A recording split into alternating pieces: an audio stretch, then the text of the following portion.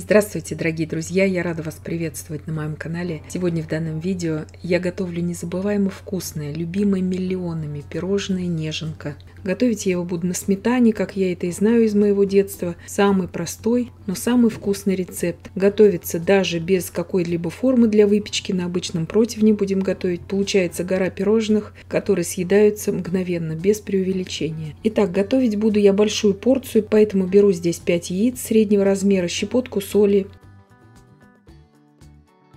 2 пакетика ванильного сахара 16 грамм. И взбиваю все это примерно 1 минуту до состояния вот такой пивной пены. И сейчас порциями я туда добавляю 300 грамм сахара. Количество сахара здесь можно уменьшить на 30 грамм. Больше я здесь уменьшать не советую, иначе будет такой пресноватый вкус. Все это я взбиваю сейчас минуты 3-4. Не дольше. Дольше взбивать нет смысла. Сахар потом разойдется, когда добавим сметану. Вот такая побелевшая масса пышная должна получиться. И это нормально. Можно взбивать здесь, в принципе, даже и без миксера.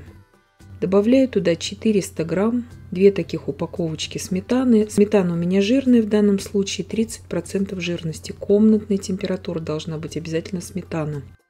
Все это просто перемешиваю, ничего здесь дальше долго не взбиваю. Сметану вы можете брать любой жирности, но я люблю, чтобы она была вот максимально жирной. Тогда вкус у пирожных получается сливочным. Отставляю пока в сторону. Здесь у меня 450 грамм муки. Добавляю туда 15 грамм разрыхлителя.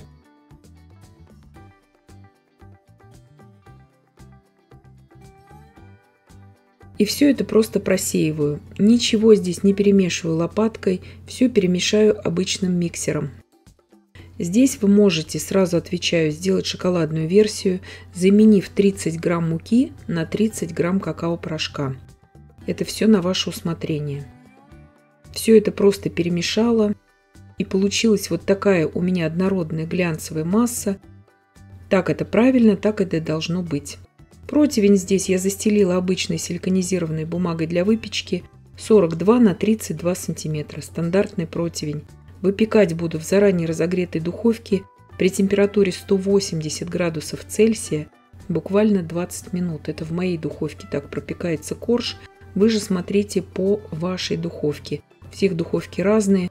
На среднем уровне, на режиме верх-низ без конвекции буквально 20 минут. Хорошо разравниваем всю эту массу, чтобы не было бугров, потому что на одном месте может быть скопление теста, а на другом будет вот такая вот как бы ямка. И поэтому лучше сделать, конечно, все это вот либо ножом, если у вас шпателя нет, но разровнять нужно. Сразу говорю, если вам нужна маленькая порция, вдвое меньше всех продуктов берите. И противень, соответственно, 20 на 15 сантиметров берите. Духовку во время выпечки не открываем. 20 минут у меня прошло. Корж уже испекся. Прекрасный пышный корж получается. Проверяю вот для вас палочкой. Выходит сухая и чистая. Сразу же ничего здесь не жду. Как только могу дотрагиваться, освобождаю корж из формы. Стакан вот здесь вам показываю, что можно вырубать стаканом. 6 сантиметров здесь я беру. Но на мой взгляд получаются такие крупные достаточно пирожные. Если это для детского праздника, это для ребенка многовато может быть. Поэтому показала вам просто как пример. Использовать здесь буду вот такую вырубку 4,5 сантиметра. У меня есть и стаканы по 4 сантиметра, но из них неудобно вытаскивать потом вот эти вот прослоечки. Поэтому лучше использовать вырубку. Но если нету, то тогда стаканом можно делать. Кто-то, я знаю, делает даже квадратными и треугольными эти пирожные, чтобы как можно больше места здесь сэкономить, чтобы было как можно меньше крошки. Но крошка нам здесь понадобится, и много ее здесь понадобится. Поэтому круглая форма, я считаю, очень хороша. Вырубаю, сколько уже у меня это получится. Оно прекрасно отстает, это тесто, от бумаги для выпечки, этот корж. Здесь у меня получилось 46 заготовок. Можно было бы здесь поплотнее делать друг другу эти вырубки, тогда получилось бы у меня примерно 50 штук. Обрезки обязательно все складываю. Буквально столько я уберу, а все остальное буду измельчать. Каждую заготовочку я разрезаю на 2 слоя. Сметанное тесто, это мы знаем с детства, оно очень крошится. Это для него нормально. Противень я здесь использую этот же, в котором я выпекала. Я его здесь даже не мыла. Просто не вижу в этом даже смысла здесь, потому что он весь сейчас также будет в крошках. И пока приготовлю крем. 250 грамм размягченного сливочного масла взбиваю 3-4 минуты до побеления и пышности. Вот такое масло у меня получилось. Комнатной температуры все продукты. 390 грамм у меня сгущенки. Здесь вы можете 380 грамм сгущенки брать. Вот так порциями сейчас ввожу в масло и взбиваю. Здесь, внимание, если у вас очень будет мягкое масло, у вас крем будет жидким. Поэтому не нужно его доводить до состояния вот такой же текучести для этого крема. Это очень важно вот именно в креме на сгущенке. Вроде проще уже некуда, но многие делают ошибки. Если он у вас не будет взбиваться, а будет постоянно вот таким жидким, буквально на 5-10 минут уберите в холодильник и взбивайте дальше. У меня здесь прекрасная консистенция, все взбивается, и крем, смотрите, начинает густеть и образовываться уже такая плотная, глянцевая, красивая масса. Его просто нужно взбивать дальше.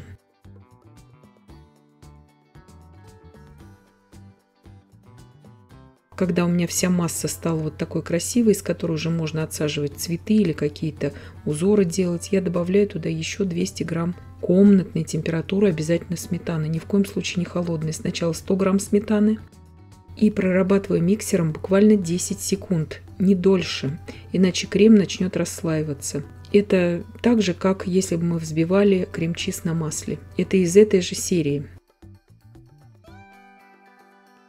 И остальные 100 грамм сметаны добавляю и тоже прорабатываю 10 секунд. Обратите на это внимание, чтобы крем у вас не расслоился. И комнатной температуры все продукты.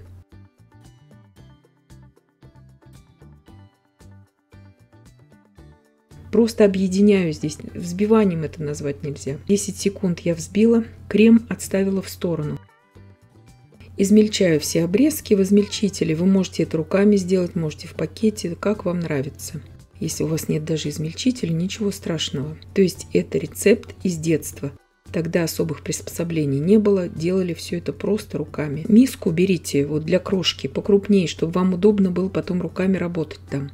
Лучше всего крем наносить, конечно, из кондитерского мешка здесь. Но если у вас нет кондитерского мешка, можете в крайнем случае наносить ножом этот крем на пирожные. Вместо кондитерского мешка можно взять также мешок для заморозки продуктов. У кондитерского мешка срезаем буквально 5 мм. Пирожные небольшие, чтобы много крема не расходовалось. Наверх пирожного я наношу совсем небольшую прослоечку крема. Буквально тоненькую вот такую. И вот таким образом я делаю сейчас все пирожные. Вот это пирожные приготовлены именно на сметане, вот этот вариант, потому что есть множество и бисквитные варианты, очень разные, их и ежики называют, как их только вплоть до белочки, как их только не называют. Вы можете орехи туда добавлять, и шоколад, все на ваше усмотрение, любую фруктовую начинку внутрь сварить. То есть все как вам нравится. Я показываю базовый классический вариант, так сказать.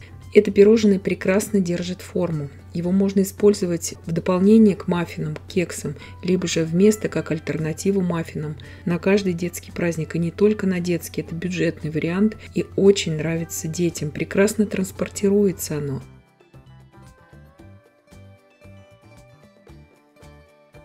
Вот сейчас покажу вам, сколько у меня крема осталось. То есть крема хватило и чуть-чуть осталось. Я потом сделаю несколько штук кейк-попсов из оставшейся крошки и вот из этого крема. Теперь важный момент. Ни в коем случае не нужно перед тем, как их обваливать в крошки, убирать в холодильник. Иначе у вас просто крошка не прилипнет. Сразу обваливаем в крошки.